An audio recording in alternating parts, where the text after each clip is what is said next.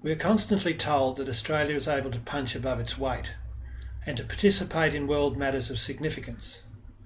We do participate in the United Nations and have expended a lot of effort to gain a non-permanent seat on the Security Council.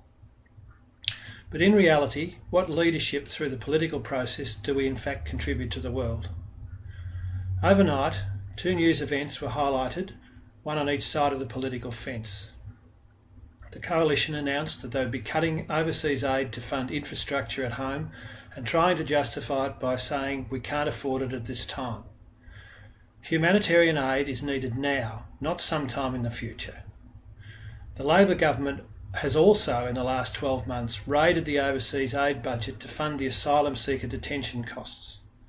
This shows Australia in a very mean-spirited light to the world. Also overnight, it has been noted at the G20 summit in Russia that the current Australian Prime Minister Kevin Rudd is surprisingly absent.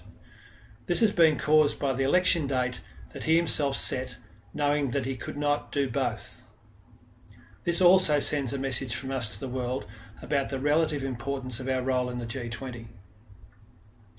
The images that these matters project to the world leave me cringing, and there are times like this that I almost feel ashamed to be Australian. Today, Tony Abbott on Sunrise tried to smear the independents in the Parliament for mucking it up. Tony needs to reflect as to why the independents were elected. They were elected because the people determined that they were a more worthy option than the major parties, neither of which were able to present a coherent plan to influence a majority to vote for them. The independents were actually the ones that held it together and made a difference.